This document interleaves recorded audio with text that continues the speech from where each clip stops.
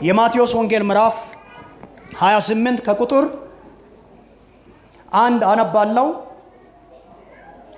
በሰንበትም መጨረሻ መጀመሪያው ቀን ሲነጋ መግደላዊት ማርያምና ሁለተኛይቱ ማርያም መቃብሩን ሊያዩ መጡ።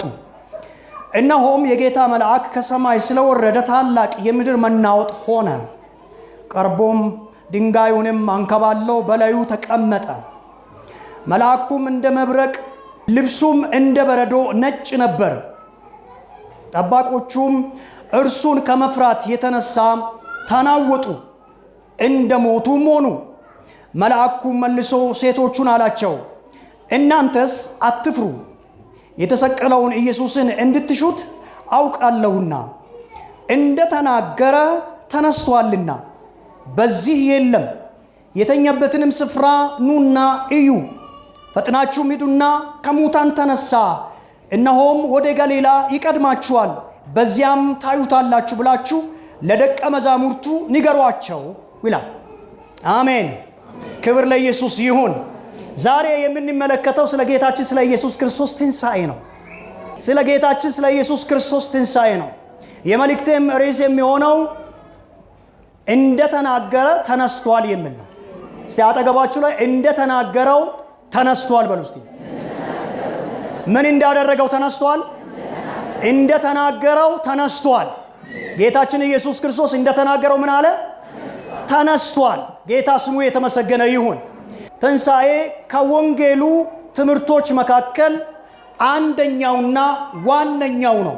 የጌታችን የኢየሱስ ክርስቶስ ትንሣኤ የኢየሱስ ክርስቶስ ትንሣኤ ከወንጌሉ ዋና ዋና ትምህርቶች መካከል አንዱ ነው። የጌታችን የኢየሱስ ክርስቶስ ትንሣኤ፣ ልብ በሉ፣ የጌታችን የኢየሱስ ክርስቶስ ትንሣኤ ከወንጌሉ ዋና እውነታዎች አንዱ ነው።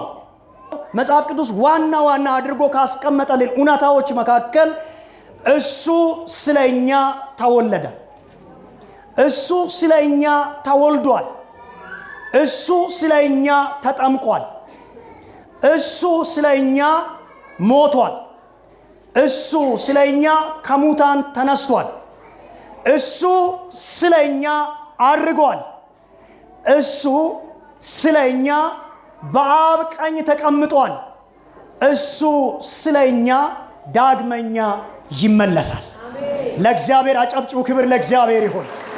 ይሄ ሁሉ የሆነው ስለ እኔ ነው በሉ እስቲ። እስቲ ስለኛ በሉ እስቲ። ጌታ ብዙ ሆኗል በሉ እስቲ።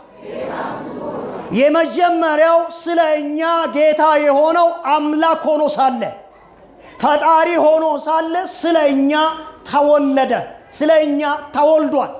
ጌታችን ኢየሱስ ክርስቶስ ከኃጢአታችን ሊያድነን ስለኛ ተወለደ። ይሄ ብቻ አይደለም፣ ስለኛ ተጠመቀ። ጥምቀት ከጌታ ከኢየሱስ ክርስቶስ ጋር አንድ የምንሆንበት፣ ጥምቀት ከኃጢአታችን ደግሞ የምንታጠብበት፣ ነፃ የምንወጣበት ነው። እሱ መጠመቅ ሳይገባው ጌታችን ኢየሱስ ክርስቶስ እንዲጠመቅ የሚገባው ሳይሆን እንኳን እሱ ስለኛ ተጠመቀ። አሜን። እሱ ስለኛ ምን አለ? ተጠመቀ።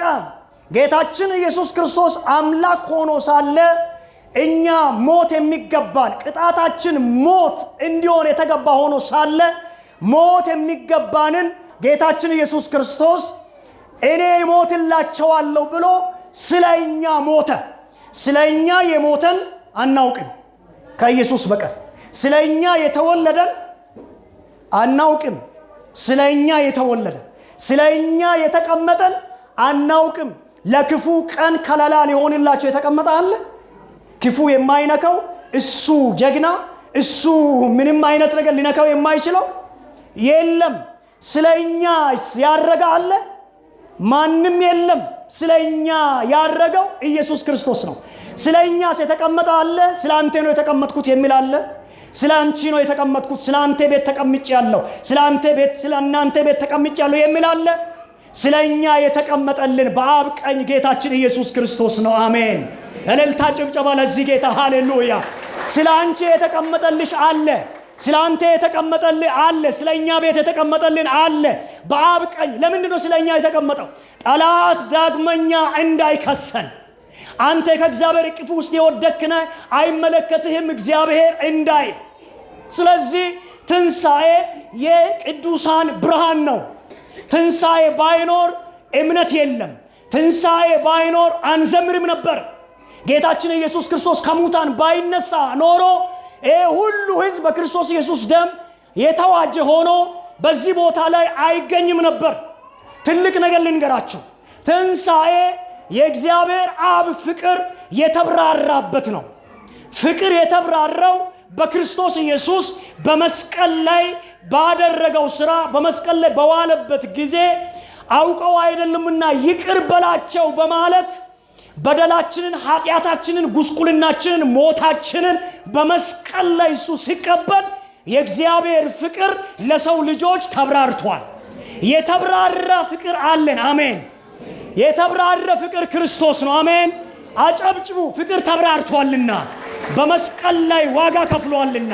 ይሄም ብቻ ሳይሆን ሞትኩላቸው ይበቃቸዋል አላለም። ከሙታን ተነሳ። ከሙታን ምን አለ? ዛሬ አንዳንድ ሰዎች የሞቱ ነገሮች ጌታችሁ ተነስቷልና የሞቱባችሁ ነገሮች ይነሳሉ።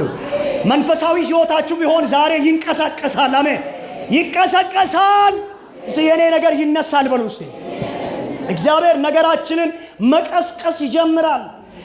ብዙዎች በዚያን ዘመን የነበሩ ኃያላን ነገስታት፣ ከባድ አቅምና ጉልበት አላቸው የሚባሉ ሁሉ ሞተዋል። ኃያላን ሞተዋል። ነገስታት ሞተዋል።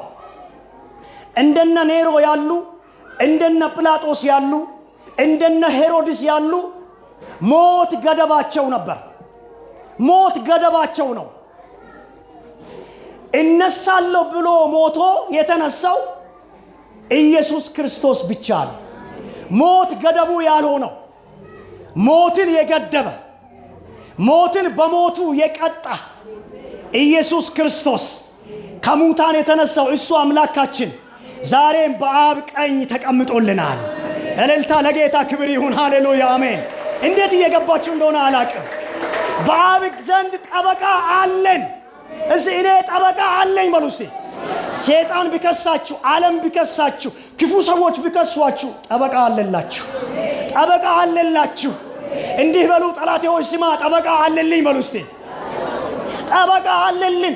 አትበቃም የሚል፣ አትቆምም የሚል፣ አትበቁም እግዚአብሔር አይቀበልም የሚል የሚከሰን፣ በድካማችን በኩል ገብቶ የሚከሰን ጠላት ቢመጣ በአብ ቀኝ ስለኛ የተቀመጠ ጠበቃ አለልን። ጠበቃ አለልን። ተገፍታችሁ እኮ እንደ ተገፋችሁ ያልቀራችሁ፣ አኮስሷችሁ እኮ እንዳኮሰሷችሁ ኮስሳችሁ ያልቀራችሁበት ምክንያት ስለ እናንተ የተቀመጠ ስላለ ነው። ምንም ሌላ ታምራት አልተደረገም። እንዳኮሰሷችሁ ኮስሳችሁ ያልቀራችሁበት፣ እንደገፉን እንዳገለሉን እንደዛው ሆነን ያልቀረ ነው። በአንድ ወቅት አግለውናል፣ በአንድ ወቅት ሰድበውናል። ስድባችንን በመስቀል ላይ ሙሉ በሙሉ 100% የተቀበለልን በአብ ቀኝ ዛሬም ስለተቀመጠልን እሱ ከኛ ጋር ስለሆነ አሁንም ሞገሳምነን፣ አሁንም ሞገሳምነን፣ ዛሬም ሞገሳምነን፣ ነገም ሞገሳምነን። ለምን ቢባል በአብ ቀኝ ስለይኔ የተቀመጠ አለ። ጠላት ሲከሳችሁ የአብ ቀኝ አስታውሱ። በአብ ቀኝ ምን አለ? ስለኔ የተቀመጠ አለ በሉ እስቲ። አጠገባችሁ ላይ በአብ ቀኝ የተቀመጠልህ አለ፣ እሱ ጌታ ነው በሉ እስቲ። ብዙ ኃያላን ነበሩ፣ ብዙ ነገስታት ነበሩ፣ በጌታ ላይ የተኩራሩ ብዙ ነበሩ። ነገር ግን ያ ታሪካቸው ሁሉ ተቀልብሶ፣ ያ ዝናቸው ሁሉ አፈር ለብሶ እነሳለሁ ብሎ ሞቶ እንደተናገረው የተነሳው ኢየሱስ ክርስቶስ ዛሬም በዙፋኑ ላይ ነው። ሃሌሉያ አሜን። እልልታ ጭብጨባ ወደ ዙፋኑ ያርግለት። ሃሌሉያ። ሰላም ሰላም ቅዱሳን፣ ሰላማችሁ ይብዛ። እኔ ፓስተር አብነት ነኝ። በአገልግሎታችን እየተባረካችሁ እንደሆነ አምናለሁ። ሁሉ ጊዜም የምንለቃቸው መልእክቶች ባላችሁበት ቦታ እንዲደርሳችሁ ሰብስክራይብ፣ ሼር በማድረግ የማራናታ ድምጽ ለፍጥረት ሁሉ የተሰኘውን የዩቲዩብ ቻናል አገልግሎታችን ቤተሰብ እንድትሆኑ በጌታ ፍቅር አሳስባችኋለሁ። እግዚአብሔር ሁለንተናዊ ሕይወታችሁን ይባርክ። ሻሎም